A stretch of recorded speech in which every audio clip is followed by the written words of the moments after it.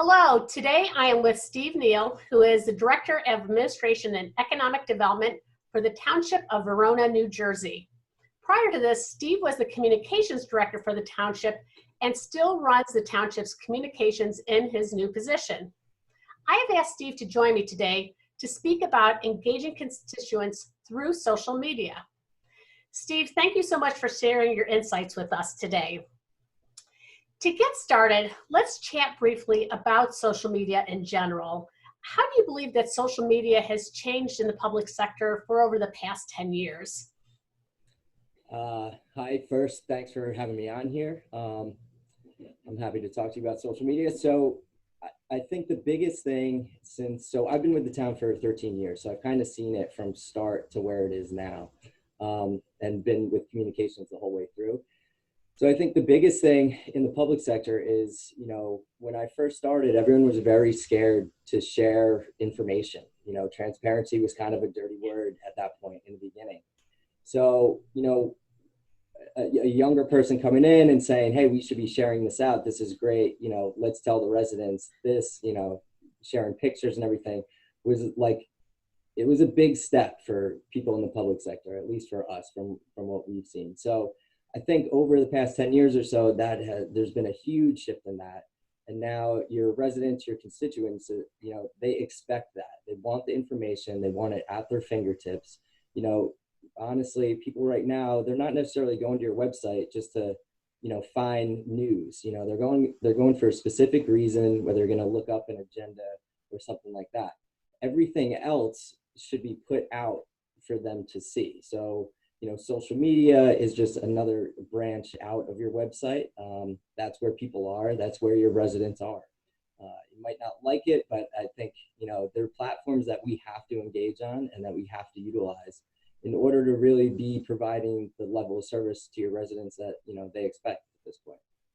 Yeah, and I think you bring up a really big point that one of the shifts is that expectation from citizens that they want the information. Public leaders need to be transparent, and they do look for social media to be that source of information. And so, you've had a lot of success with social media in Verona. So what are some ways that you have seen that have been successful strategies for engaging citizens or businesses or others, or ways to inform the public through specific social media channels?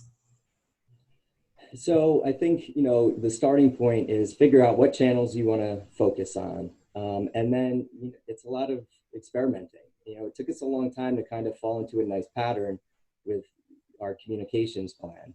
We started, like most people, with Facebook, which has been very successful for us. So from there, we branched out and we added Twitter, and Instagram, and even LinkedIn more recently. So they all have their different uses, I think. So it's just a matter of how you structure the message for each platform also. Just looking at specific analytics, most of our residents are on Facebook actually still. So a lot of people say Facebook is dying off. There's not a lot of people on there, but the age group 35 to even 60, 65 now, that's where they are. They're still there. So that's kind of, where we do focus a lot of our energy. But Instagram is pretty new for us, maybe the past 2 years. But we see a ton of engagement on there now with a totally different audience, a little bit younger audience. But also we focus with Instagram on our business community. That's where they are. That's where they're doing their advertising and marketing. So, different messages for different platforms. And then just playing with that, seeing what works where, and it's a balance of trying to put engaging content, celebrations of success, the fun stuff, ribbon cuttings and things like that. And then mixing in the important information where you do want some direct resident feedback. There is going to be boring stuff. This is local government. It's not all exciting. So you have to tuck in kind of, and not hide it, openly put it out there, things like agendas and important ordinances and surveys and things like that, where you do want that direct feedback. But also you have to put a bunch of fun stuff in there to attract people to your page and keep it engaging and fresh.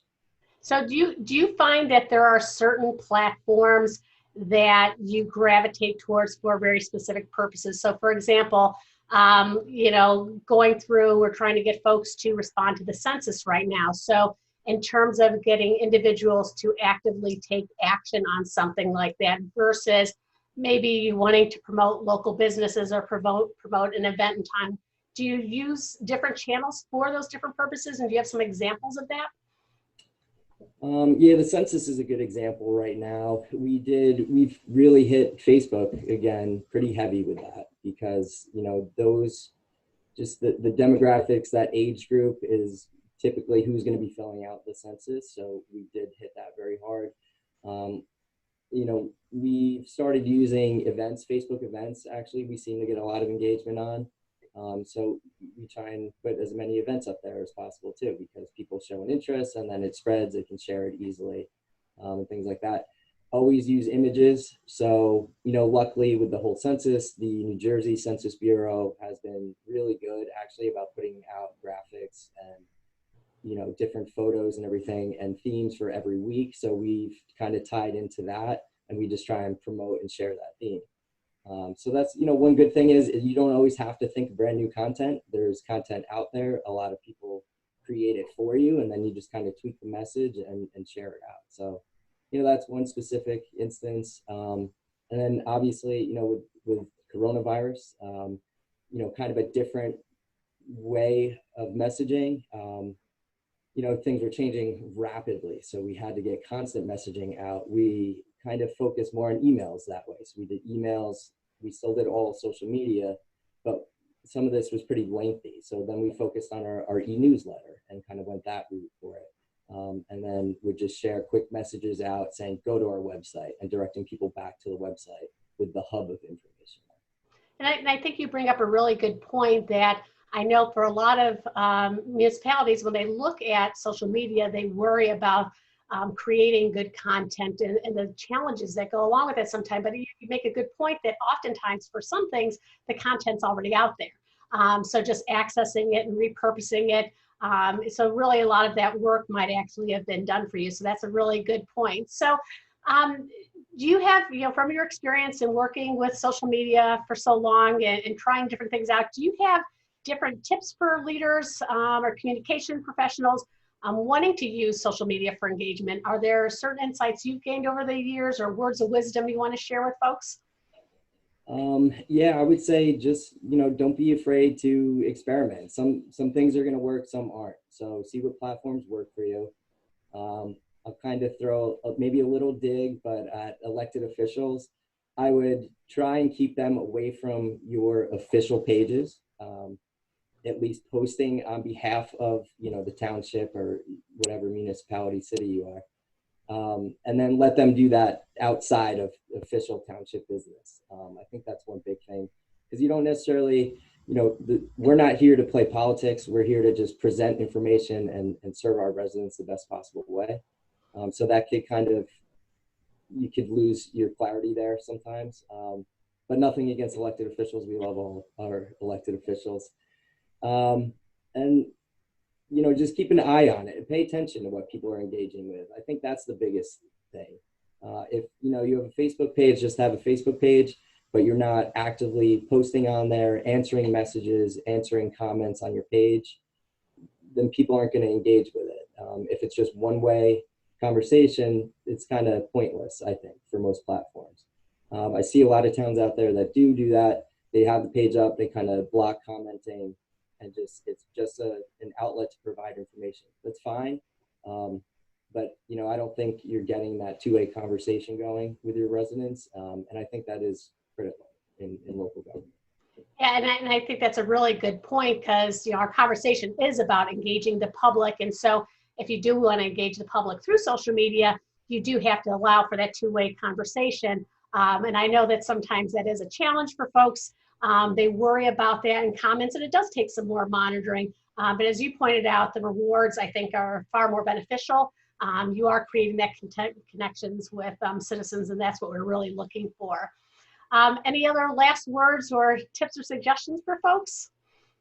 I think that's pretty much it. We covered a lot. I would just, you know, try and be proactive, I guess is my biggest tip.